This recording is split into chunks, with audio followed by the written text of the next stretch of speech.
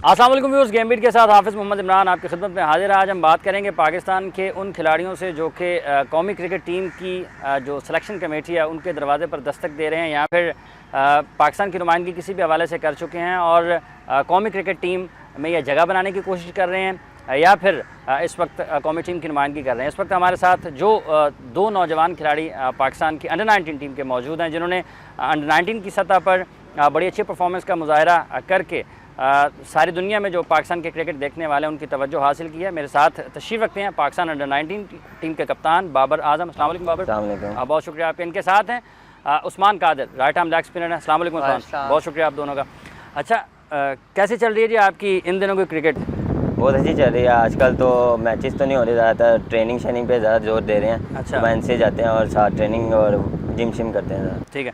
अभी हाल ही में British universities की क्रिकेट टीम आई थी, उसके ख़िलाफ़ आपने कप्तानी भी की और एक सेंचुरी भी स्कोर की। कैसा तजुर्बा रहा उनके खिलाफ करार स्टेडियम में? काफ़ी अच्छा था कि ये था कि लाइव मैच आ रहा था, ऊपर से क्राउड में खेलना काफ़ी डिफ़िकल्ट था, प्रेशर था थोड़ा, लेकिन आहिस्ता आहिस्ता बिल्डअप होता गया और अच्छे मैच हुए हमारे। अंडर 19 की सतह पर आपने कौमी टीम की कप्तानी की है, पाकिस्तान की अंडर 19 टीम की। कप्तान जो होता है उस पर इजाफी ज़िम्मेदारी होती है, आपने इस ज़िम्मेदारी को कैसा लेते हैं? काफ़ी डिफ़िकल्ट है कप्तानी और प्रेशर काफ़ी आता है प्लेयरों से और बाकी से, काफ़ी डिफ़िकल्ट है और अंदर एक सबको समझाना कि ये यहाँ बॉलिंग यहाँ पे करनी है, तो काफ़ी डिफ़िकल्ट है और इजी हो रही है। जब खुद समझने की उम्र हो तो अपने हम उम्रों को समझाना, ये कैसा तजर्बा है? काफ़ी अजीब है, डिफ़िकल्ट है। लेकिन ज़्यादा सीखने को नहीं मिलता? काफ़ी सीखने को भी मिलता है, बड़े कोचेस से, मैनेजर से, सबसे सीखने को काफ़ी मिलता है। आपने टूर किया था साउथ अफ्रीका का, जिसमें आप पाकिस्तान टीम की परफॉर्मेंस बड़ी अच्छी रही। जैसे जैसे वक्त आगे चलता जा रहा है, आपसे जो तवक्कुआत हैं वो बढ़ती जा रही हैं, उसके लिए क्या आपने अपने लिए टारगेट सेट किया है? क्या ऐसी चीज़ें हैं जो छोड़ दी हैं और सिर्फ क्रिकेट को उड़ना बिछोना कर लिया? ये है अब जो फोकस आगे जो सिलेक्टर के अब जेन में आना है, परफॉर्मेंस सिर्फ करनी है, परफॉर्मेंस करनी है और कोई नहीं। फिटनेस पे ध्यान रखा हुआ है और फील्डिंग और जस्ट परफॉर्मेंस। ठीक है उस्मान, कितना फ़ायदा होता है आपको अपने घर से क्रिकेट खेलने के हवाले से? काफ़ी फ़ायदा होता है। अब्बू वगैरह काफ़ी सपोर्ट करते हैं एक्चुअली, जब कोई बॉलिंग वगैरह अच्छी ना हो रही हो तो काफ़ी सपोर्ट मिलती है और यही कहते हैं कि अपना टारगेट रखो कि सिर्फ बॉलिंग लाइन और लेंथ पे करनी है और विकेटें आपको खुद ही मिलेंगी। ठीक है, बॉलिंग लाइन और लेंथ पे करनी है, लेकिन ये सबसे मुश्किल काम है कि आपने बॉलिंग लाइन और लेंथ पे करनी है। डिफ़िकल्ट होता है लेग स्पिनर के लिए, अगर आप ज़्यादा मेहनत करो तो आप you can do everything if you work hard on that. तो कोई मुश्किल नहीं है कि आप हर बॉल एक ही जगह एक ही लाइन पे फेंकें, क्योंकि फास्ट बॉलर जो होता है वो एक ही लाइन पे अपनी बॉलिंग करता है क्योंकि उसने मेहनत की होती है। तो स्पिनर के लिए इतना कोई डिफ़िकल्ट नहीं है, अगर वो ज़्यादा मेहनत करे तो एक ही लाइन पे बॉल फेंक सकता है सारे। अपने अब्बा की वीडियोज़ आपको देखने को मिलती हैं? वीडियोस तो काफ़ी ढूंढने की कोशिश किया मगर मिली नहीं, क्योंकि एक यूट्यूब पे काफ़ी देखा मैंने, मतलब कि मिली नहीं। और अभी बहुत सारी पड़ी हुई हैं, लग रहा है दिल लगा के ढूंढते नहीं रिसेंटली मैंने क्या कहते हैं वीडियो सर्च की है एक, तो उस पर से काफ़ी उनकी मतलब 30+ विकेट्स थी, सारी विकेट्स ही थी उसमें, तो उससे काफ़ी इंप्रूवमेंट आई है। उन्होंने 8 आउट किए हैं, 9 आउट किए हैं, वो सारी की सारी पड़ी हुई हैं, आपको मिल जाएंगी, बहुत सीखने को मिलेगा। आपसे ले लूँगा। अच्छा बाबर, अंडर 19 वर्ल्ड कप भी आपने खेला, उसके बाद क्रिकेट आपकी जो थी उसमें तब्दीली क्या आई वर्ल्ड कप खेलने के बाद? वर्ल्ड कप के बाद ये था कि अब आगे फर्स्ट क्लास था, उसमें काफ़ी जो पहली बार खेला हूँ, बड़ा एक्सपीरियंस चाहिए था उसके लिए, तो वो काफ़ी डिफ़िकल्ट थी क्रिकेट। ऊपर जाके जो फर्स्ट क्लास की क्रिकेट है काफ़ी डिफ़िकल्ट है, तो वो उसमें जाके थोड़ा सा प्रॉब्लम हुआ था। उसके बाद शुरू में थोड़ा 1-2 मैच प्रॉब्लम है, उसके बाद अल्लाह का शुक्र है। फील्डिंग बड़ा कमज़ोर शोबा है पाकिस्तान का, और जो नौजवान टीम में आते हैं उनसे भी तवक्को ये की जाती है कि बड़ी अच्छी फील्डिंग करेंगे, लेकिन वो उस शोबे में बेहतर परफॉर्म कर नहीं पाते। आपके जहन में है ये चीज़? डेफिनेटली ये बात है कि अगर जितना आप मेहनत करोगे फील्डिंग पे उतने आपकी इम्प्रूव होगी फील्डिंग। अगर आप नहीं करोगे तो फील्डिंग वही जो चल रही है वही होती रहेगी। कोई इजाफी वक्त देते हैं इस शोबे को? जी ऑब्वियसली जब कैंप लगता है और एक्स्ट्रा अपनी मेहनत करते हैं फील्डिंग में, सारे मिलके अपने, मैं और ये 2-3 लड़के मिलके अपनी प्रैक्टिस करते हैं फील्डिंग। मैंने जब भी आपको देखा है इस ग्राउंड में प्रैक्टिस करते हुए, मैंने ज़्यादातर आपको बैटिंग के ऊपर तवज्जो देते हुए देखा है। ये है कि सुबह के टाइम ट्रेनिंग के बाद फील्डिंग भी करते हैं। अच्छा। और शाम को मैं फील्डिंग करता हूँ यहाँ पे। ठीक है, खुद से अपने जो अंडर 19 के प्लेयर्स हैं, आप आपस में इसके ऊपर बहस करते हैं कि फ़ील्डिंग हमने खुद से अपनी फ़ील्डिंग कैसे बेहतर करनी है? ये है कि अगर खुद मैं और उस्मान अगर फील्डिंग कर रहे हो तो एक दूसरे से बात करते हैं, अगर नहीं ज़्यादा समझ आती तो फिर कोचेज़ से बात करते हैं कि हमें ये प्रॉब्लम हो रही है। ठीक है। तो इसमें फिर अगर कोचेज़ से पूछते हैं, फिर वो उनसे वर्क करते हैं हम। बहुत से लोगों को आपसे बहुत सी उम्मीदें हैं और इजाज़ अहमद जो आपके कोच भी रहे हैं उनको बहुत ज़्यादा उम्मीदें हैं। वो फ़ील्डिंग कोच जो फ़ील्डिंग बड़े अच्छे फ़ील्डर भी रहे हैं अपने ज़माने में जब वो क्रिकेट खेला करते थे। तो बैटिंग सेट के फ़ील्डिंग से उनके इस शोबे में क्या सीखने को मिलता है? उनसे तो मुझे काफ़ी कुछ सीखने को मिला है, बैटिंग और फील्डिंग दोनों में मुझे बहुत कुछ याद। मैंने बहुत अच्छा, जब बैटिंग होती थी वो बैटिंग में बताते थे कि ये करना है, और जब फील्डिंग होती थी तो वो बताते ये ऐसे करना है। दोनों में मुझे बहुत कुछ मिला सीखने एजाज भाई से। उस्मान, आपने फ़ोकस क्या किया हुआ है? सिर्फ़ आपने अपनी बॉलिंग को बेहतर बनाना है, उसी शोबे में अपने आप को एक रेगुलर लेग स्पिनर बनाना है, या फिर बैटिंग में भी साथ साथ जो ज़रूरत है उसको सामने रखते हुए बेहतर करना है और एक ऑलराउंडर की हैसियत से अपना करियर बनाना है? इमरान भी, क्योंकि जैसे आगे क्रिकेट आ रही है, मतलब कि T20 ज़्यादा होना शुरू हो गए हैं, टेस्ट क्रिकेट बिल्कुल ज़्यादा ही ख़त्म होती जा रही है। वनडेज़ और T20 पर ज़्यादा फोकस करते हैं लोग। तो जैसे मतलब कि मैं बैटिंग लेफ़्ट हैंड करता हूँ और राइट हैंड बॉलिंग करता हूँ, तो मैं अगर ज़्यादा बैटिंग भी करूँ और बॉलिंग भी ज़्यादा करूँ तो मैं दोनों में ज़्यादा अच्छा खेल सकता हूँ। आप नहीं समझते कि इस तरह फिर ये भी हो सकता है कि आप दोनों तरफ अगर कोशिश कर देंगे तो किसी एक में आप माहिर नहीं बन पाएंगे? नहीं, एक्चुअली ऐसा नहीं होता। जब आप बॉलिंग कर रहे होते हो तो बॉलिंग पे आप कॉन्सेंट्रेट करना चाहिए, आप बैटिंग कर रहे होते हो तो सिचुएशन के हिसाब से खेलना चाहिए, कैसी सिचुएशन है। अगर आपकी बैटिंग फर्स्ट है तो आपको पूरे ओवर्स खेलने चाहिए, अगर ओवर्स पड़े हुए हैं तो। अगर आपकी बॉलिंग है, अगर बैटिंग चेस कर रही है तो आपको बॉल डॉट्स करने चाहिए, सिंपल। बॉलिंग के ऊपर रोज़ाना कितनी मेहनत करते हैं? कितना टाइम सिर्फ बॉलिंग प्रैक्टिस जो है उसके ऊपर खर्च करते हैं? बॉलिंग जब मैं प्रैक्टिस करने के लिए आता हूँ तो उसके बाद मतलब कि 2 घंटे मतलब बॉलिंग ही करता हूँ। उसके बाद क्या कहते हैं, अगर जान हो जिस सब में, कोई सुबह ट्रेनिंग भी की होती है, कोई हिम्मत नहीं होती इतनी कि पूरा दिन के साथ ट्रेनिंग करके उसके बाद फिर पूरा दिन आप मतलब कि करो। तो 2 घंटे बॉलिंग, उसके बाद फिर बैटिंग करता हूँ आधा घंटा, फिर फील्डिंग करके तो फिर फिनिश। रोज़ाना कितने घंटे आपके ख्याल में आपको खेलना चाहिए और आप उससे कम खेलते हैं? कम तो नहीं खेलते, डिवाइड की हुई है थिंग्स के, मतलब कि सुबह जैसे ट्रेनिंग करनी है, उसके बाद थोड़ा रेस्ट भी चाहिए, फिर 2 बजे आके यहाँ पे प्रैक्टिस, वार्म अप वगैरह, फील्डिंग और बॉलिंग वगैरह। एक्स्ट्रा मेहनत आप जैसे नेट में बॉलिंग करते हैं उसके अलावा फिर मैं बॉलिंग करता हूँ, 5-6 ओवर एक्स्ट्रा करने पड़ते हैं, तो अच्छा रहता है। कितनी मेहनत आपको करनी चाहिए और आप उससे कम करते हैं? कम तो नहीं, मैं तो बहुत के ज़्यादा ही करता हूँ। आप इस टीम में से कितने खिलाड़ियों को देख रहे हैं कि वो जिनमें बड़ी क्रिकेट का, जिनमें इंटरनेशनल क्रिकेट का पोटेंशियल है? देखिए, अगर तो आप ख्वाहिश की बात करते हैं तो हम लोगों की ख्वाहिश होगी कि तमाम के तमाम पाकिस्तान को रिप्रेजेंट करें। ठीक है। लेकिन ऐसा होगा नहीं। ठीक है। उसकी वजह शायद इनका टैलेंट नहीं है या इनकी कैपेबिलिटीज़ नहीं है, उसकी ज़्यादा वजह है कि एक कितना जुस्तजू है इन्हें उस मंजिल को पाने की। कुछ प्लेयर्स बहुत टैलेंटेड होते हैं लेकिन हार्ड वर्किंग नहीं होते, कुछ उतने टैलेंटेड नहीं होते लेकिन हार्ड वर्किंग होते हैं। ये दोनों बच्चे टैलेंटेड भी हैं और हार्ड वर्किंग भी हैं, सो आई एम श्योर कि इनका फ्यूचर तो बहुत ब्राइट है। उसके अलावा बाकी जितने भी क्रिकेटर्स हैं, अंडर 19 की टीम माशाल्लाह इस दफ़ा बहुत अच्छी है। आई एम श्योर कि पाकिस्तान अंडर 19 के वर्ल्ड कप में बहुत अच्छी परफॉर्मेंस देगा और इन सब का फ्यूचर बड़ा ब्राइट है। लेकिन अपने टैलेंट के साथ साथ इन्हें ना सिर्फ हार्ड वर्क करना पड़ेगा लेकिन एक क्लियर पाथवे भी इनके लिए होना चाहिए जो नेशनल क्रिकेट एकेडमी भी इन्हें प्रोवाइड करती है, और उसके बाद ये अपनी रीजनल एकेडमीज़ में जाएंगे और इनका रीजनल स्टाफ भी इन्हें हेल्प करेगा। और उसके बाद फर्दर कि कितनी कम्पेटिटिव क्रिकेट में जाते हैं जो कि हमारी फ़र्स्ट क्लास क्रिकेट है, और कितने इन्हें अपॉर्चुनिटीज़ मिलती हैं, उन पे इन्हिसार करेगा कि इनमें से कितने प्लेयर्स जो हैं ये फर्दर कितना जाते हैं आगे पाकिस्तान के लिए। अच्छा, ये जो लॉट है अंडर 19 की, जैसा कि आपने अभी कहा कि ये बड़ी बेहतरीन टीम है, पाकिस्तान के बड़े अच्छे क्रिकेटर हैं, इनमें से कई एक आपके पास हैं अंडर 16 के प्रोग्राम से लेकर अब तक आप इनको देख रहे हैं, तो इनमें आपने कोई गैर मामूली तब्दीली देखी है इनकी खेल में, इनके रवैये में, खेल की तरफ, या फिर ज़्यादा सीखने की, ज़्यादा तेज़ी से आगे बढ़ने की जो जुस्तजू है, जो लगन है? देखिए, एक तो ऑलमोस्ट ये तमाम के तमाम बच्चे हमारे अंडर 16 के प्रोग्राम की पैदावार है, जो अब अंडर 19 में आज हैं। किसी ना किसी रीजनल एकेडमी में आए या नेशनल क्रिकेट एकेडमी के प्रोग्राम में आए। और तब्दीली सिंपल ये है कि कोचिंग के थ्रू इनमें जो तब्दीलियाँ आती हैं वो टेक्निकल स्किल्स में भी आती हैं और टेक्टिकल स्किल्स में भी आती हैं। ठीक। टेक्निकली आई थिंक ये जनरेशन की फील्डिंग बहुत बेहतर है और ये बहुत हार्ड वर्किंग भी है। आई थिंक थोड़ा सा फिज़िकल साइड पे इन्हें काम करने की ज़रूरत है। ठीक है।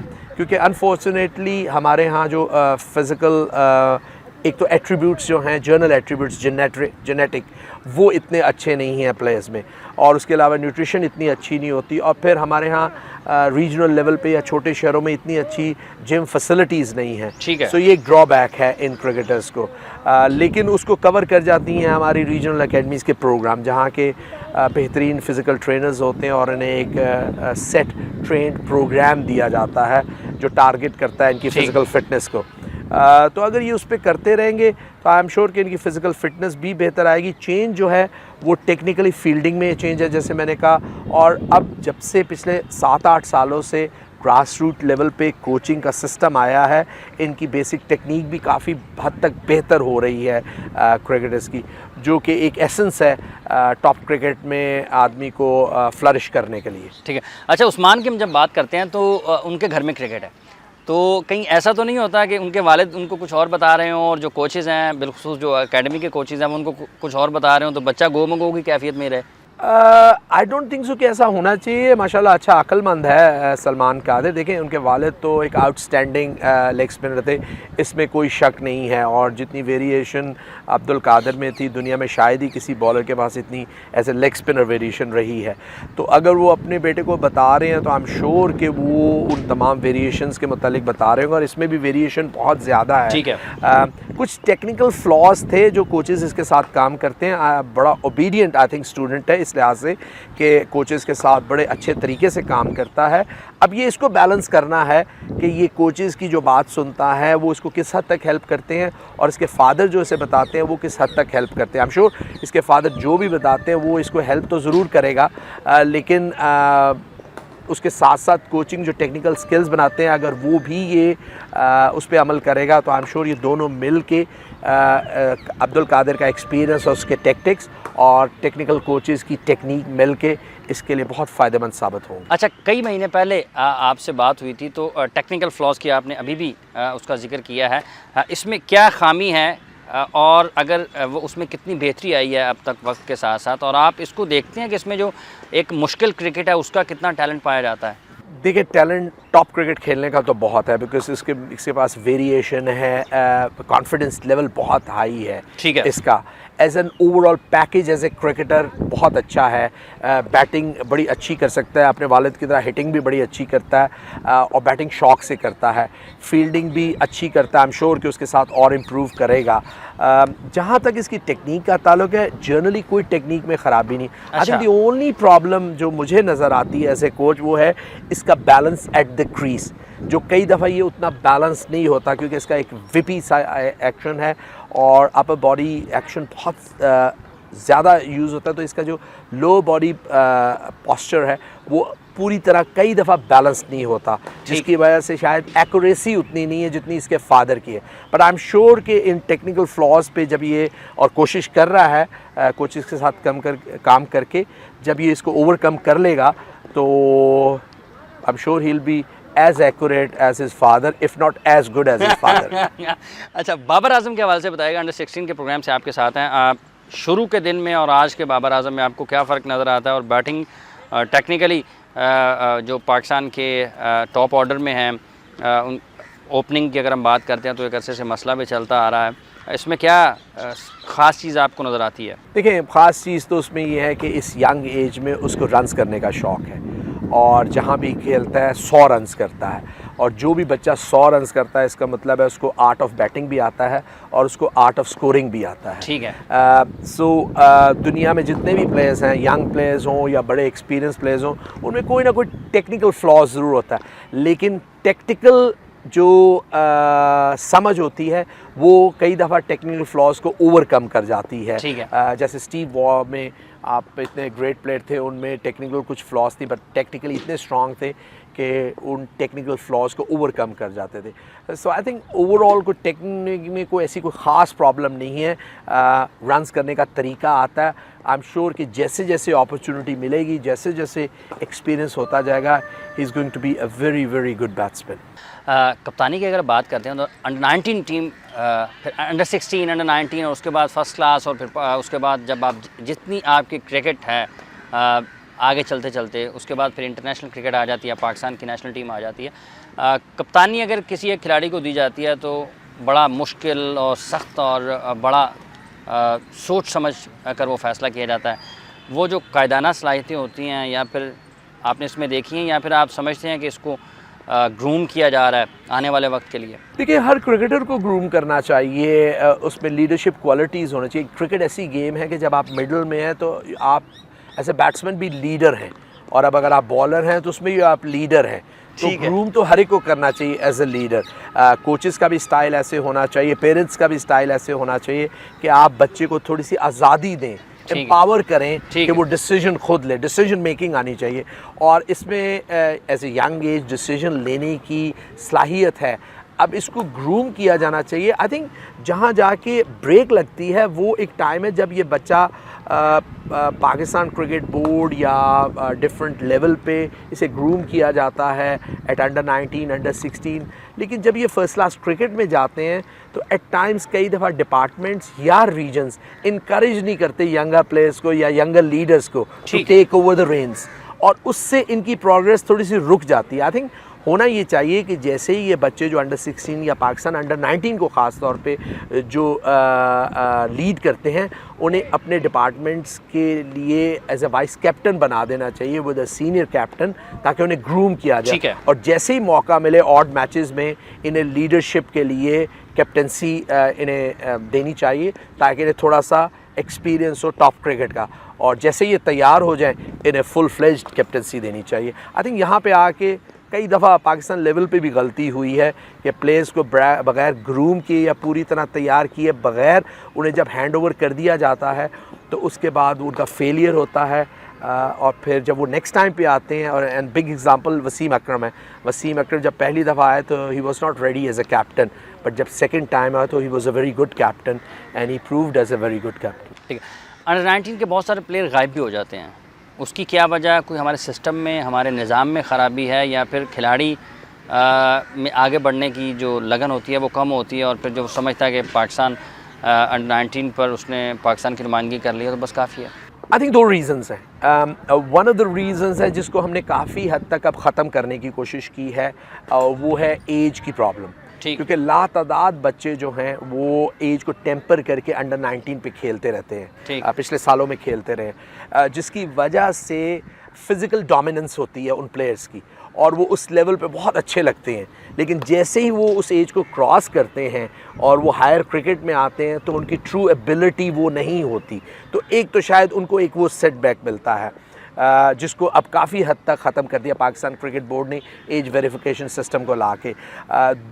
दोबारा पाकिस्तान टीम में जगह बनाना चाहते हैं। इस वक्त हमारे साथ हैं टेस्ट क्रिकेटर आसिम कमाल। आसिम, आप अभी पाकिस्तान टीम में वापसी के ख्वाहिशमंद हैं? बिल्कुल, क्यों नहीं हो सकता है, क्यों, और खेलते आ रहे हैं, एफर्ट्स कर रहे हैं। देखेंगे किस तरीके से फॉर्मेट हो गया।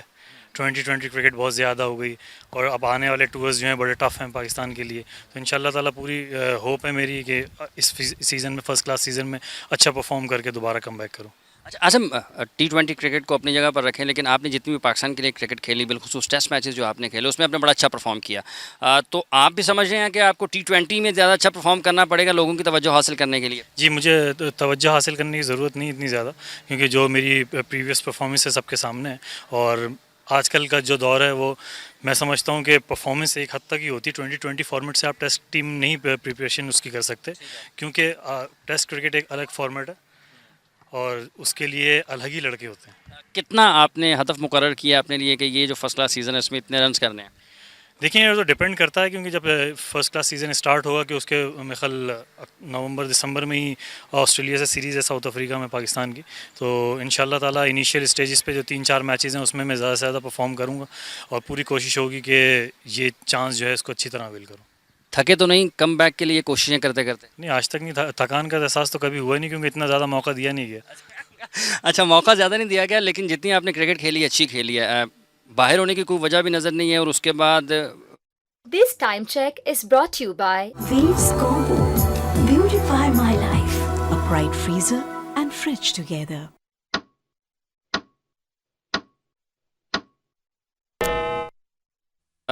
मिडल ऑर्डर के क्लैप्स करने की बात होती है, लेकिन किसी सॉलिड बल्लेबाज को वापस लाया नहीं जाता, तो दिल बर्दाश्ता। नहीं, दिल बर्दाश्ता तो मैं कभी भी नहीं हुआ, और जहाँ तक कि ये कि वापस नहीं लाया जा सकता, तो ये फैसला तो टीम मैनेजमेंट और जो भी कमेटी होती है उसको ही मालूम होता है कि किस प्लेयर को किस तरीके से उसको यूज़ करना है। क्योंकि देखें, जितने भी और ऑस्ट्रेलिया को उठा के देख लें, उनके और जितनी भी कंट्रीज़ हैं, सबके टॉप परफॉर्मर जो हैं वो 32 से अबव ही हैं। तो अब मेच्योरिटी आती उसी वक्त है कि जब आप इस एज को क्रॉस करते हो और उसमें आपको क्रिकेट की समझ आती है। तो ये मैं समझता हूँ यहाँ के लिए, यहाँ का डाउनफॉल है कि यहाँ 30+ अगर ज़रा सा भी हो जाता है बंदा तो उसको कहते हैं जिसकी क्रिकेट ख़त्म हो गया। ऐसा नहीं है, क्योंकि जितने टॉप परफॉर्मर हैं, वर्ल्ड क्लास प्लेयर हैं, वो सब 32 से अबव ही हैं। और माइक हसी के भी लोग मिसाल देते हैं, जो 31 साल 32 साल की उम्र में आके मिस्टर क्रिकेट का उसने खिताब हासिल किया। तो मैं ये समझता हूँ इस सोच को तब्दील करना पड़ेगा। चंद महीने पहले तक आपका वज़न ज़्यादा था और अब आप ज़्यादा फिट दिखाई दे रहे हैं, इसकी क्या वजह? देखिए, मेहनत तो रंग लाती है, तो और मेहनत मैं हमेशा करता हूँ अल्हम्दुलिल्लाह, कभी मेहनत से जी नहीं चुराया। और इंशाअल्लाह ताला आप लोगों की दुआएं होंगी और आपके चैनल के तवस्सुत से भी मैं ये कहना चाहता हूँ कि कभी भी दिल बर्दाश्ता ना हो, अपना 100% दें, होना नहीं होना अल्लाह के बाद। 1000 रन, 1200 रन, 1300 रन भी आपकी तरफ से नहीं डोमेस्टिक क्रिकेट में देखने को मिले किसी एक सीज़न में, जिसकी वजह से आपके नाम। यहाँ पे वो चीज़ नहीं होती कि आप 1200 रन करो या कुछ, क्वालिटी क्रिकेट खेलो। क्वालिटी क्रिकेट में आप अच्छा परफॉर्म करते हो, बड़े रन्स करते हो, 3-4 सेंचुरियाँ जो है ना, कमबैक करने के लिए जो और खेल चुके हैं प्रीवियस लोग जितने भी हैं, उनके कमबैक करने के लिए कोई 1200 रन की ज़रूरत नहीं होती। उनको वो इनिंग्स खेलनी होती हैं जिनकी वजह से वो मशहूर। राशिद लतीफ़ पोर्ट कासिम के कोच हैं, कितनी हौसला अफजाई उनकी तरफ से आपके लिए है और कमबैक के लिए कितना वो आप में तहरीक पैदा करते हैं, आपको मोटिवेट करते हैं? देखिए, आपके सामने ही है कि जितने वो प्लेयर जो मतलब अपने पाकिस्तान टीम में आने के लिए भी हैं, जो खेल रहे हैं और जो कमबैक करना चाहते हैं, मैं समझता हूँ राशिद लतीफ़ से अच्छा रोल मॉडल नहीं है। बहुत शुक्रिया व्यूअर्स। ये आसिम कमाल अज़्म हिम्मत की दास्तान है, चलता फिरता एक आप इनको कह सकते हैं कि एक मुकम्मल इंसान इस लिहाज से कि अपनी मेहनत किए जा रहा है, नज़रअंदाज किया जाता है, लेकिन हिम्मत नहीं हारता, हिम्मत किए जा रहा है। उसी हिम्मत के ऊपर एक मरतबा से फिर ये फर्स्ट क्लास सीज़न शुरू करने जा रहे हैं। ग्रेड 2 में इनकी टीम खेल रही है और इनका यही अज़्म है कि भले ज़्यादा रन्स ना हो, लेकिन क्वालिटी क्रिकेट खेलनी है, किसी को बताने की ज़रूरत नहीं है। जब किस्मत में होगा तो दोबारा कौमी टीम का हिस्सा होंगे।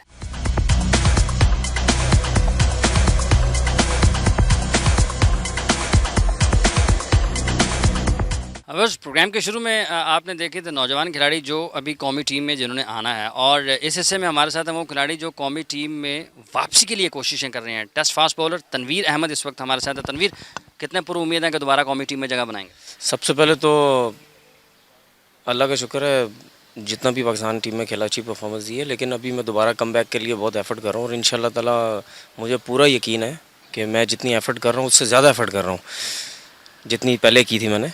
और मुझे यकीन है इंशाल्लाह ताला मैं कमबैक करूँगा। अच्छा परफॉर्म करने के बाद बाहर हो जाना? नहीं, ये तो किस्मत ही कह सकते हैं आप, ऐसी कोई बात नहीं है। लेकिन ये है कि किस्मत से अब कोई लड़ नहीं सकता। हो सकता मेरी किस्मत में नहीं है था, लेकिन ऐसी कोई बात नहीं है कि आप दिल छोटा कर दें या दिल हार जाएं। मैं उससे ज़्यादा मेहनत कर रहा हूँ, इंशाल्लाह आऊँगा वापस दोबारा टीम में।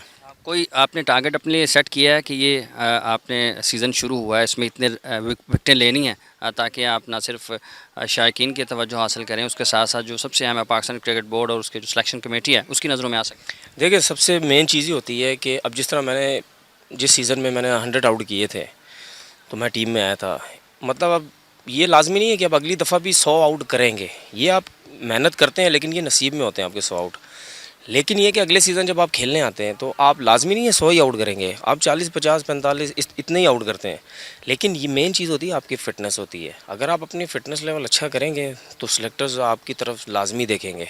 तो तो उसकी वजह से फिर आपका कमबैक वापस हो जाता है। क्योंकि होता ये है कि अगर आपने एक दफ़ा पाकिस्तान खेल लिया ना, उसके बाद अगर आप टीम से ड्रॉप हो भी जाते हैं, लेकिन अगर डोमेस्टिक में अगर आप 40 45 50 भी आउट करते हैं, लेकिन अगर आपका फिटनेस लेवल अच्छा तो फिर आपका चांसेस और ईजी हो।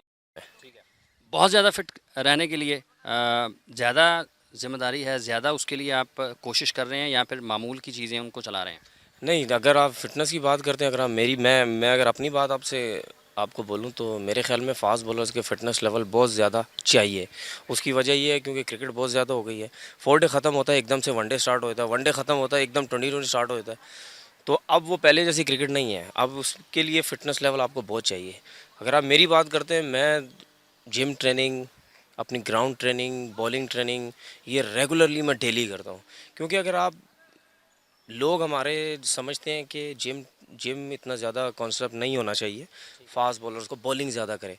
मेरे ख़्याल में जो जिस चीज़ की वजह से मैं अल्लाह का शुक्र इतना ज़्यादा अपने आप को फ़िट रखा हुआ है, उसकी वजह जिम ट्रेनिंग है, स्विमिंग है। आप वो चीज़ें अपने साथ रखें, उसके साथ आपका जो ग्राउंड की एक्टिविटीज़ हैं वो भी लाजमी रखें। आपका फ़िटनेस लेवल बहुत अच्छा होगा और मेरे ख़्याल में आपको कभी भी इंजरी नहीं होगी।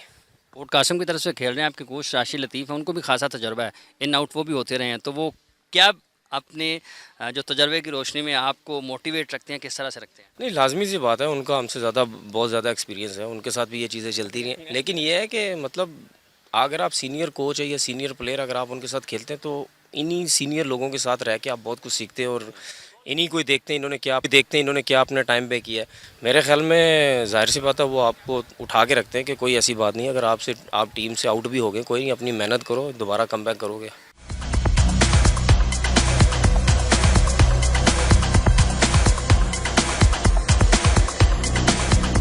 व्यूअर्स, आज आपने गुफ्तगू सुनी है पाकिस्तान के उन खिलाड़ियों की जो किसी भी सतह पर पाकिस्तान की नुमाइंदगी कर चुके हैं और उनका अब मकसद और उनकी मंजिल है कौमी क्रिकेट टीम। इसके साथ साथ आपने उन खिलाड़ियों की भी गुफ्तगू सुनी जो कि बैन अवी सतह पर पाकिस्तान की नुमाइंदगी कर चुके हैं, कौमी क्रिकेट टीम की नुमाइंदगी कर चुके हैं, टेस्ट क्रिकेट खेल चुके हैं, उनकी भी आपने गुफ्तगू सुनी है। वो कौमी टीम में वापसी के लिए इन दिनों कोशिशों में मसरूफ़ हैं। तमाम तर वो खिलाड़ी जो पाकिस्तान की क्रिकेट खेल रहे हैं उनके लिए यही दुआ है कि वो दुनिया में जहाँ भी जाएं सिर्फ़ और सिर्फ क्रिकेट नहीं, पाकिस्तान का अपने आप को एक बेहतरीन सफ़ीर की हैसियत से जो है वो दुनिया के सामने पेश करें और पाकिस्तान के लिए नेक नामी कमाएं। प्रोग्राम का वक्त ख़त्म हो जाता है। हाफिज़ इमरान को गेम बीट की पूरी टीम के साथ दीजिए इजाज़त। आप अपना और अपने इर्द गिर्द के लोगों का बहुत सा ख्याल रखिएगा। अल्लाह निगहबान।